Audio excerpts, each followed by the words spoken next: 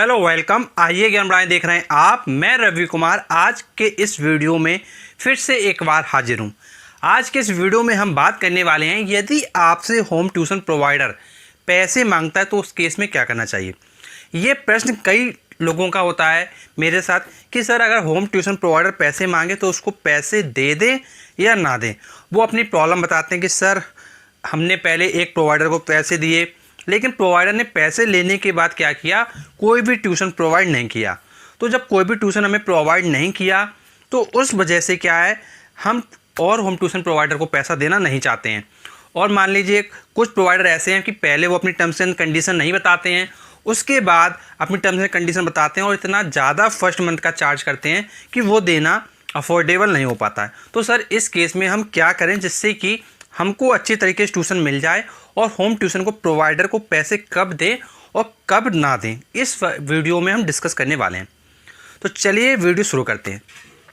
देखिए, सबसे पहले बात आती है कि होम ट्यूशन प्रोवाइडर के बारे में आपको पता होना चाहिए। देखिए, जब भी आपसे होम ट्यूशन प्रोवाइडर पैसे मांगता है तो आप पहले ये पता कीजिए कि जो होम ट्यूशन प्रोवाइडर पैसे आपसे मांग रहा है वो मार्केट में कितने समय से है, वो उसको मार्केट में आए हुए कितने साल हो चुके हैं। 1 साल हुआ है, 2 साल हुए हैं, 10 साल हुए हैं, 5 साल हुए हैं, 15 सालों से काम कर रहा है। तो कितने टोटल साल हुए हैं ये आप पहले पता करिए प्रोवाइडर के बारे में। तो आप पता कर लेंगे, ठीक। जब आपको पता चल जाए, और कुछ लोग सोच रहे होंगे सर पता नहीं चले तो देखिए, जब पता नहीं चले तो वो उनको पैसे आपको देना ही नहीं है। अगर पता जब आपको चल जाए तो देखिए क्या करना है। देखिए, आपको पता चल जाए कि ये प्रोवाइडर 1 साल से काम कर रहा है या 2 साल से काम कर रहा है, 3 साल से काम कर रहा है, 10 साल से काम कर रहा है या 15 साल से काम कर रहा है। देखिए, अगर कोई होम ट्यूशन प्रोवाइडर 15 सालों से काम कर रहा है या फिर लगभग 5 साल से ज़्यादा से काम कर रहा है, 5 साल उसको हो गए या फिर 6 साल हो गए या 7 साल हो गए, तो आप उस पर ट्रस्ट कर सकते हैं। क्योंकि देखिए, ये फील्ड है शिक्षा का। तो शिक्षा के फील्ड में क्या है कि अगर कोई नॉर्मली काम कर रहा है, मतलब उसने 1 साल काम किया। कई लोग क्या करते हैं कि बिजनेस के फॉर्म में आते हैं और बिजनेस करने के लिए जैसे उन्होंने 1 साल काम किया और 1 साल काम किया या 2 साल काम किया, फिर उसके बाद अपना फील्ड क्या चेंज कर देते हैं, इस बिजनेस को क्या है वो बंद कर देते हैं। तो जब बंद कर देते हैं तो आपका जो पैसा एक बार आपने दिया वो आपका आने वाले समय में वो यूटिलाइज ही नहीं हो पाया। लेकिन अगर कोई प्रोवाइडर जो 5 सालों से काम कर रहा है या 7 सालों से काम कर रहा है या 8 सालों से काम कर रहा है या 10 सालों से काम कर रहा है या 15 सालों से काम कर रहा है, तो उस सिचुएशन में आप उनको रजिस्ट्रेशन का फ़ीस दे सकते हैं।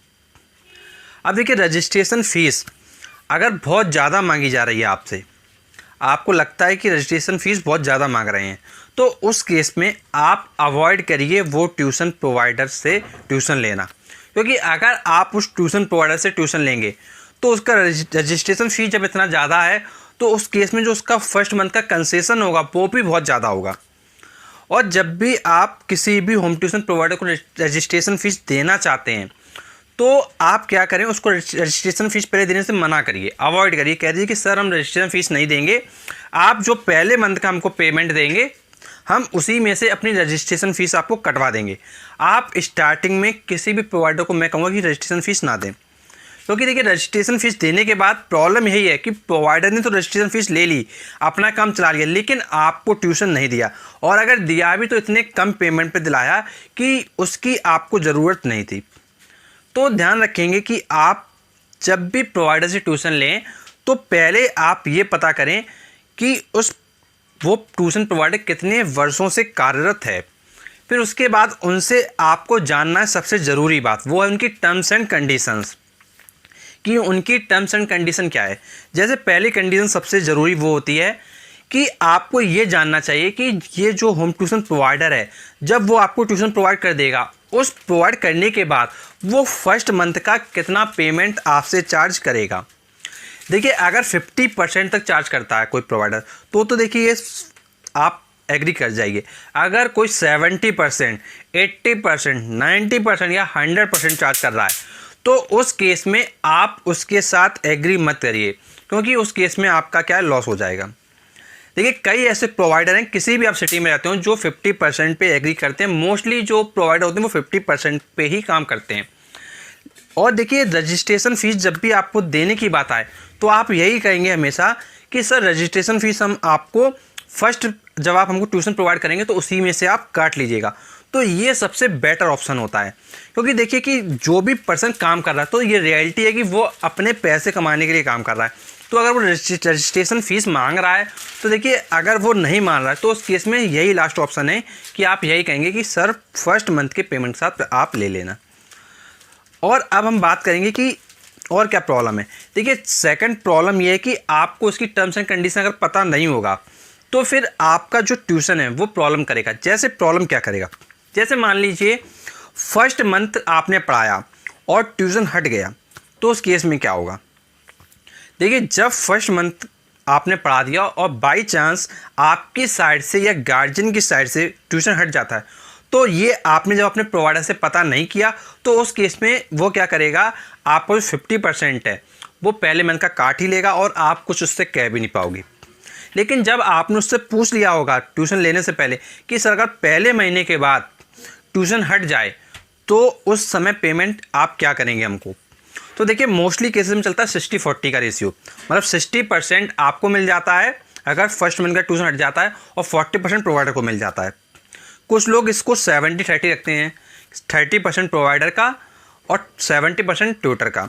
तो देखिए ये रेशियोस रहते हैं। अगर इस रेशियो के अलावा आपसे मांगा जा रहा है, आपसे कहा जा रहा है, तो देखिए वो प्रोवाइडर मैं कहूँगा मेरी ओपिनियन में सही नहीं है, क्योंकि केवल वो अपने प्रॉफिट के बारे में सोच रहा है प्रोवाइडर, आपके लिए कुछ भी नहीं सोच रहा है।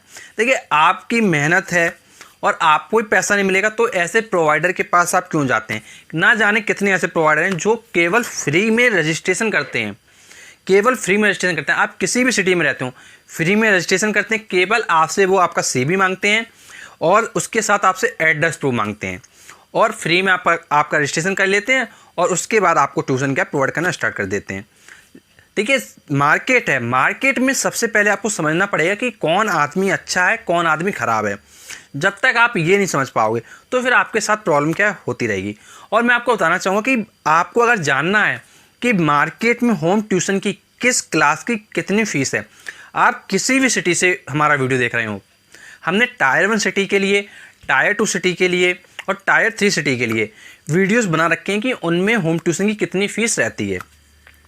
तो आप जिस सिटी में रहते हैं उस सिटी के अकॉर्डिंग आप क्या कर सकते हैं, होम ट्यूटर प्लेलिस्ट आपको दिखाई देगी हमारे चैनल में। उस प्लेलिस्ट में जाइए और चेक कीजिए कि कितनी होम ट्यूशन की फ़ीस रहती है और किस क्लास की कितनी फ़ीस है। सभी क्लासेस की फ़ीस बताई गई है। उस वीडियोस को आप जाके ज़रूर देखिए, जिससे कि आप जो अर्निंग करना चाहते हैं वो आप अर्निंग कर सके। एक मैं सबसे इम्पोर्टेंट प्रॉब्लम बताऊँगा जो होम ट्यूशन साथ होती है, कि वो सबसे बड़ी प्रॉब्लम है कि जब होम ट्यूशन पढ़ाने जाता है कोई बंदा तो उस समय उसको मार्केट की फ़ीस पता नहीं होती है। और जब मार्केट की फ़ीस पता नहीं होती है तो उस समय जो उसको पेमेंट मिलना चाहिए उसकी मेहनत का, वो उसको पेमेंट वो नहीं मिल पाता है, क्योंकि वो इतना कम पेमेंट मांग लेता है, वो मार्केट में चल ही नहीं रहा होता है। तो आपको जब भी पेमेंट मांगना है तो वही पेमेंट मांगिए जो मार्केट में और लोग ले रहे हैं। आप केवल इस डर से ट्यूशन को मत लगाइए कि कहीं वो ट्यूशन आपका हट ना जाए। अगर आप ये डर डर के काम करोगे कि कहीं ट्यूशन हट ना जाए तो फिर देखिए आपका क्या एक अच्छी अर्निंग नहीं हो पाएगा। आपको डरना नहीं है, जो मार्केट में लोग पेमेंट ले रहे हैं उसी पेमेंट को लेना है। तो हमने सारे वीडियोस बनाए हुए हैं, आप होम ट्यूटर प्लेलिस्ट में जाके देख लीजिएगा। यदि आप हमारे चैनल पे पहली बार आए हुए हैं और आप हमसे जुड़ना चाहते हैं तो जुड़ने के लिए आपके पास सब्सक्राइब का बटन, उस पर आपको क्लिक कर देना है। क्लिक कर देंगे तो नोटिफिकेशन बेल आएगा, उस पर क्लिक कर देना है। आप ऐसा करेंगे तो जब भी हम नेक्स्ट वीडियो लाएंगे सबसे पहले वीडियो आपको मिल जाएगा।